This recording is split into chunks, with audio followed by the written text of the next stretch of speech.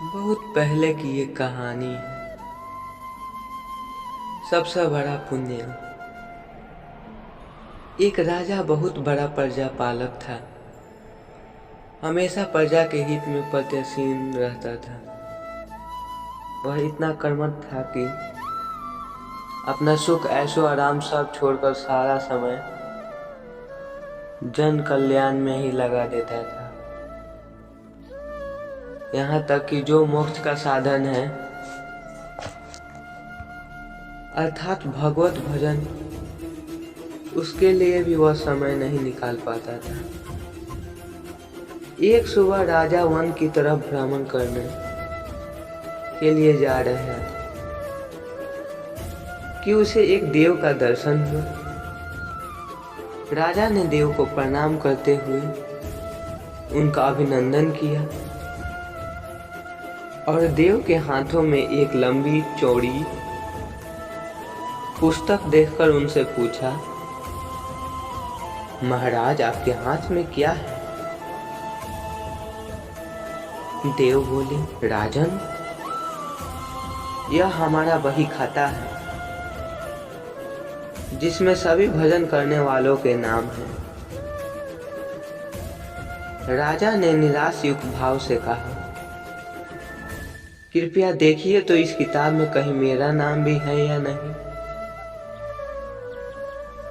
देव महाराज किताब का एक एक पृष्ठ उलटने लगे, परंतु राजा का नाम कहीं भी नजर नहीं आया। राजा ने देव को चिंतित देखकर कहा, महाराज आप चिंतित ना हो, आपके ढूंढने में कोई भी कमी नहीं है। वास्तव में ये मेरा दुर्भाग्य है कि मैं भजन कीर्तन के लिए समय नहीं निकालता और इसलिए मेरा नाम यहाँ नहीं है। उस दिन राजा के मन में आत्मगलनिन सी उत्पन्न हुई, लेकिन इसके बावजूद उन्होंने इससे नजरअंदाज कर दिया और पुनः परोपकार की भावना के लिए दूसरों की सेवा करने में लग गए। कुछ दिन बाद राजा फिर सुबह वन की तरफ टहलने के लिए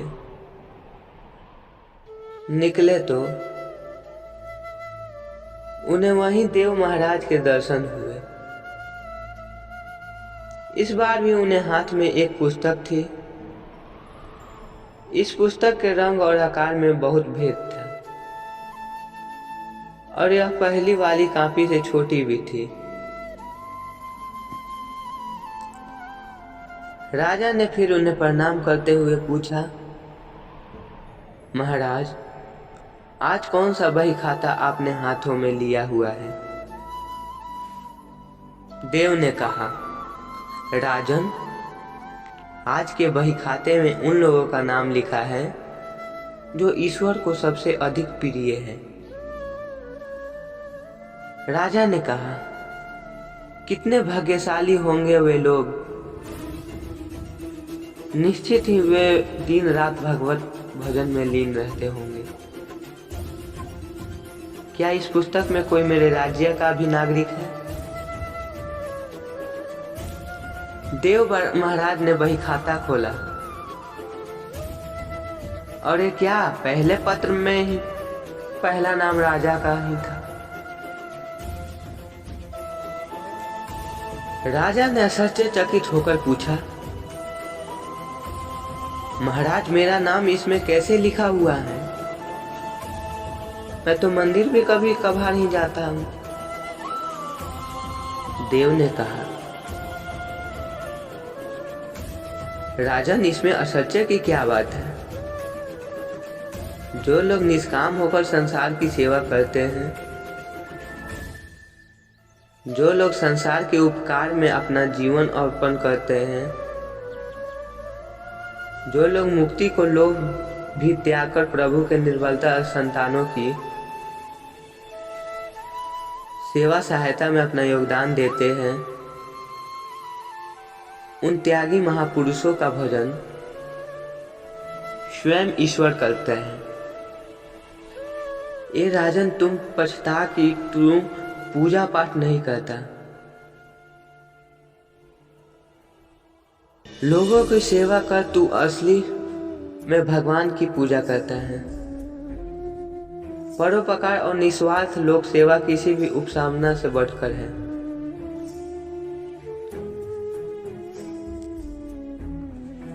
अर्थात कर्म करते हुए 100 वर्ष जीने की इच्छा करो तो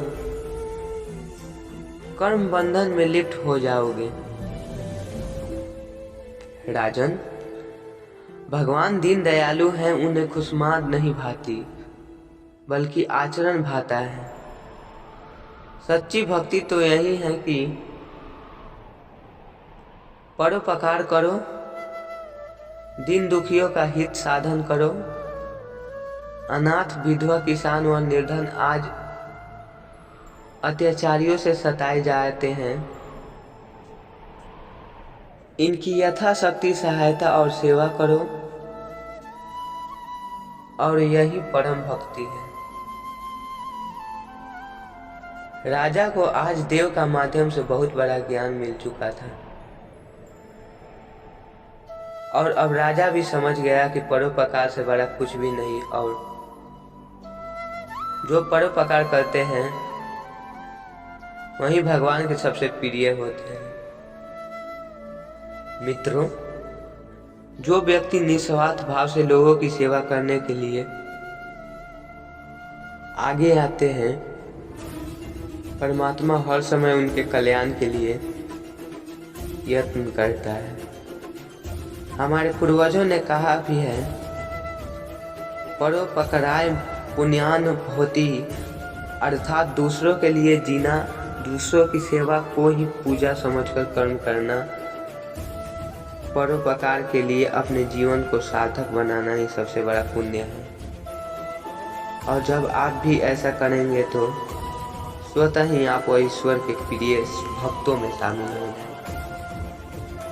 धन्यवाद दोस्तों, तब तक के लिए बाय बाय।